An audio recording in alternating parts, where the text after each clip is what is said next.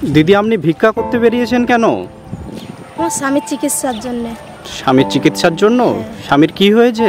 পুড়ে গিয়েছে, কারেন্টে ঘরে আগুন লেগে। আচ্ছা, ওষুধ কেনার জন্য পয়সা তুলছে। আচ্ছা,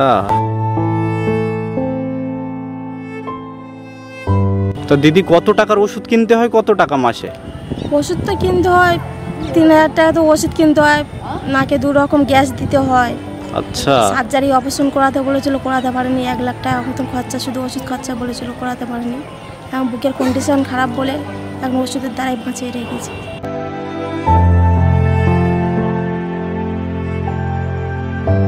দিদি হয় প্রতিদিন মোটামুটি টাকা পয়সা? হয়, কোনো দিনও হয় না। আচ্ছা, যেদিনে তাড়াতাড়ি আসে সেদিনে হয়, যেদিনে হয় না সেদিন চলে যায় তাড়াতাড়ি।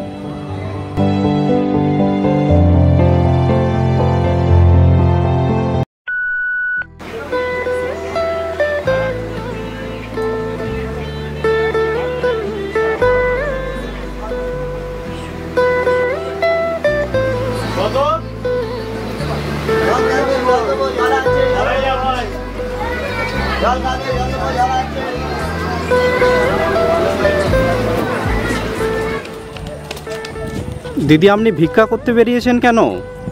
আমার স্বামীর চিকিৎসার জন্য। স্বামীর চিকিৎসার জন্য? স্বামীর কি হয়েছে? পুড়ে গিয়েছে, কারেন্টে ঘরে আগুন লেগে। আচ্ছা, ওষুধ কেনার জন্য পয়সা তুলছে। আচ্ছা, মানে স্বামীর কারেন্ট লেগে? কারেন্টে ঘরে আগুন লেগে পুড়ে গিয়েছে, ওষুধ কেনার জন্য পয়সা তুলছে। মানে কিছু হাঁটাচলা করে, আগে ট্রেনে আসতো, পয়সা তুলতো। এখন হাত তো কম পারে বলে ডাক্তার বারণ করেছে, বুকে প্রেশার লাগে, আসতে বারণ করেছে বলে এই জন্য আমি আসি। আচ্ছা, আচ্ছা, কবে নাগাদ হয়েছিল স্বামীর এরকম? অনেকদিন হয়ে গিয়েছে, পিজি হাসপাতালে দেখাই। এখনো চিকিৎসা করতে হয় তাই তো? তো দিদি কত টাকার ওষুধ কিনতে হয়, কত টাকা মাসে? ওষুধ তো কিনতে হয় 3000 টাকা, তো ওষুধ কিনতে হয়, নাকে 2 রকম গ্যাস দিতে হয়। আচ্ছা, সার্জারি অপারেশন করাতে বলেছিল, করাতে পারেনি। 1 লাখ টাকা মতন খরচা, শুধু ওষুধ খরচা বলেছিল, করাতে পারেনি। এখন বুকের কন্ডিশন খারাপ বলে এখন ওষুধের দ্বারাই বাঁচিয়ে রেখেছে। তো ওই জন্যই টেনে টেনে ভিক্ষা করছো তাই তো দিদি? আচ্ছা, আচ্ছা, বাড়ি কোথায় তোমার দিদি? আমার বাড়ি রায়দিঘি। রায়দিঘিতে? কখন এসছো, কখন তুমি? আমি এই ট্রেন ধরে এসেছি। এই ট্রেন ধরে এসছো? খেয়েছো কিছু দুপুরবেলা? খাইনি, এবার এইখানেই খাবো। আচ্ছা, বাড়িতে কে কে আছে, ছেলে মেয়ে আছে? আমার ছেলে মেয়ে, শ্বশুর শাশুড়ি, দেওর ননদ সবাই আছে। তা ওই মানে দাদার এরকম অ্যাক্সিডেন্ট হওয়ার আগে কি করতো দাদা? আগে রাজমিস্ত্রি কাজ করতো। আচ্ছা, রাজমিস্ত্রিতে কাজ করতো তাই তো? আচ্ছা, আচ্ছা, তো তারপরে এরকম অ্যাক্সিডেন্ট একটা হলো। হ্যাঁ। মানে উনি কি ইলেকট্রিক অফিসে কাজ টাজ করতো? না না, কিন্তু কাজ করতে গিয়ে বাইরে থেকে। বাইরে থেকে মানে? বাইরে রুম ধরে গিয়েছিল, অনেক দিনের ব্যাপার এটা। আচ্ছা, আচ্ছা, ছেলে মেয়ে কত বছর বয়স তাদের? আমার 2টো ছেলে, একটা মেয়ে, সব ছোট ছোট। বড় ছেলেটা 9 বছর বয়স, মেয়েটা 5 বছর, একটা 2 বছর। বাড়িতে কে কে আছে বললেন? বাড়িতে শ্বশুর শাশুড়ি থাকে। আচ্ছা, আচ্ছা, দেওর থাকে, যা থাকে, ননদটা বিয়ে হয়ে গেছে, বাচ্চা কাচ্চাগুলো থাকে। মানে দাদা এখন আর এই মুহূর্তে কোনো কাজ করতে পারে না তাই তো? পারে না বলতে কোনো কাজই পারবে না, একমাত্র এই হাত ধরে ধরে নিয়ে আসি। আচ্ছা, এখন এই ক বছর, এই মানে যেহেতু লোক বিশ্বাস করবে না তাই দাদাকে নিয়ে আসো তাই তো? আচ্ছা, আচ্ছা, হ্যাঁ আসবে। আমি এই আগে চলে এসেছি 2টো গাড়ি কাজ করার জন্য। আচ্ছা, আচ্ছা, খাওয়া দাওয়ার তো পয়সা নেই, আর এদিকেও যাই, আমি বাইরের লাইনেও যাই, আমাদের লোক আসবে। মানে এখন তোমার পুরোপুরি সংসার তোমার উপর তাই তো দিদি? এবার আমাদের লোক আসবে সন্ধ্যাবেলা, আবার বললে আবার যাবো, তো গাড়িতে কাজ করতে পারবো না, বসে থাকলে আমি কাজ করবো।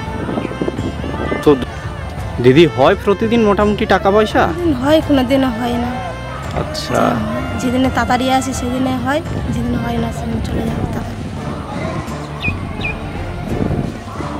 তো কোনো সরকার থেকে সাহায্য পাওনি দিদি? সরকার থেকে আমার স্বামীকে বাঁচিয়েছে, ওষুধ টষুধ দিয়ে, হাসপাতালে ভর্তি ছিল অনেকদিন, কম বেশি সবাই সাহায্য করে বাঁচিয়েছে। এখন তো আর সবাই তো সবসময় দিতে পারে না, এখন আমাকে কিছু চেষ্টা করতে হচ্ছে, বাচ্চা কাচ্চার তো মানুষ করতে হবে। মানে তারা বাচ্চাগুলো পড়াশোনা করে তো নাকি? হ্যাঁ, ছেলেটা ওই প্রাইমারি স্কুলে দিয়েছি, মেয়েটাকে এখন দিইনি, মেয়েটা টিউশনই পড়ে, 2 বেলা টিউশনই পড়ে, টাকা পয়সার ব্যাপার তো আছে। তো প্রায় প্রতি মাসে মানে 3000 টাকার মতো ওষুধ যায় তাই তো দিদি? 1000 টাকা তো ওষুধ দেয়, এবারে 6 মাস অন্তর অন্তর চেক আপ হয়।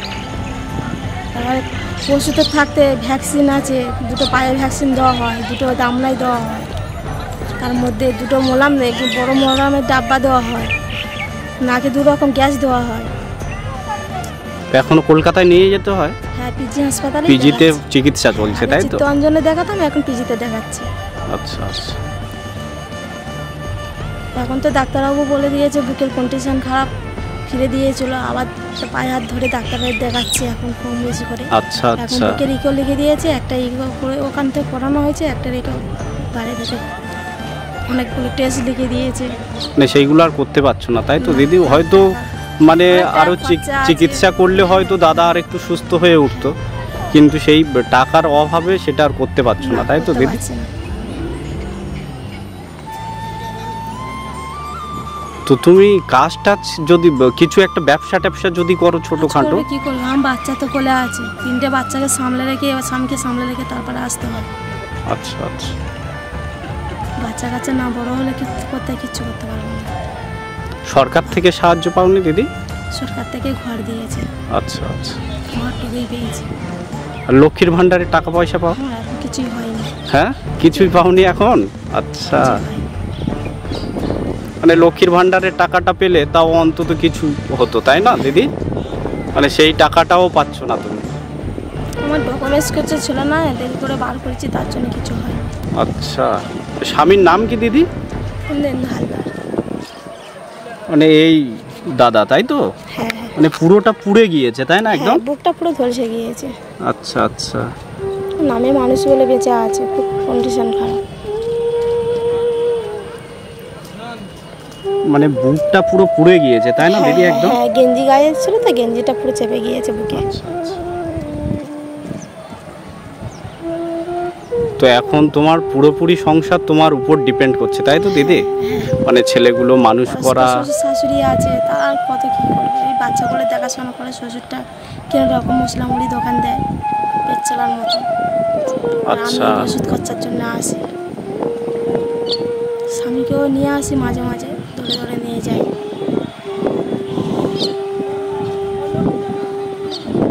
যারা ভিডিওটা দেখছেন দয়া করে ওনার স্বামীর চিকিৎসার জন্য কিছু টাকা দিয়ে হেল্প করবেন, যাতে আমরা পরবর্তীকালে ওনার হাতে কিছু টাকা পয়সা, আরও বেশ কিছু টাকা পয়সা দিতে পারি। দিদি কেন ধন্যবাদ ভাই। ধন্যবাদ বলার দরকার নেই দিদি, যদি তোমার মানে উপকার হয়, যদি আমরা পরবর্তীকালে ভিডিও থেকে টাকা কেউ দেয়, আমরা তোমার সঙ্গে আবার পরবর্তীকালে টাকা দিয়ে দেবো। হ্যাঁ ভাই। মানে নিশ্চিন্তে থাকো, তোমার যদি কেউ 500 টাকা বা 200 টাকা বা 100 টাকাও যদি পাঠায়, ঠিক আছে ভাই। আমি তোমার মানে তুমি তো এই রুটে যাতায়াত করো ট্রেনে, হ্যাঁ, হ্যাঁ। তাহলে আমি তোমার যে টাকা উঠবে আমি তোমার হাতে দিয়ে দেবো। ঠিক আছে, ভালো থেকো ভাই। আচ্ছা, আপনি ভালো থাকবেন, আর স্বামীর চিকিৎসার জন্য যেমন করে যাচ্ছেন ঠিক আছে। মানে করে যাবেন, মানে হাল ছাড়বেন না কিন্তু। হ্যাঁ ভাই। মানে হাল ছেড়ে দিলে তো সব শেষ হয়ে যাবে তাই না? মানে আপনি ছাড়া তো স্বামীর আর কেউ নেই, মানে হয়ে গিয়েছে একটা অ্যাক্সিডেন্ট, মানে ও ভাই কপালে আছে, হয়ে গিয়েছে, কি করবো। আগে তো রাজমিস্ত্রির কাজ করতে কোনো কষ্ট ছিল না। তখন তো আপনার বেরোতে হতো না তাই না? না আপনি তো ইচ্ছায় বেরোচ্ছেন না, না ভাই। মানে জোরের সহিত মানে স্বামীর হাতকে টানার কেউ কি জন্য এখন আর এই কাজ করে ভাই? করে, ভিক্ষা কেউ করে কেউ নিতে করে না চায় ভাই। না আমার লোক। অনেকগুলো ভাই আছে, তাও তারা এরকম করে না ভাই, মুখের ধারেও আসে না, দেখেও না আমাকে। মানে সমাজটা এরকম, যদি আপনি পড়ে যান, বাবা তো নেই, মারা আছে, ভাইরা সেরকম না বলে মাকেও পাঠাই না। এই আমার স্বামীর কাছে থাকে, শ্বশুর শাশুড়ির কাছে। অনুরোধ করছি ভাই, আপনাদের আশীর্বাদে যেন আমার স্বামী যেন ভালো থাকে ভাই। আবার দেখা হলে যেন আপনাদের কাছে যেন আবার সাহায্য আমি পাই, তোমাদের হেল্পটা আমার স্বামী অনেক সুস্থ হবে ভাই। আপনাদের কাছে হাত জোড়ো করে অনুরোধ করছি, তোমরা যদি আমার ভিডিওটা দেখে থাকো, তাহলে আপনাদের একটু দয়া করো আমার স্বামীর জন্যে। আপনাদের প্রাণ দিতে করছি, আপনাদের কাছে সব, তোমাদের হাতে সব কিছু কিছু আমার স্বামীর তারে দয়া করো। ভালো থাকবেন আপনি, আবার পরে একদিন দেখা হবে। ভালো থেকো ভাই, আবার দেখা ঠিক হবে। আছে। ট্রেনের মধ্যে আবার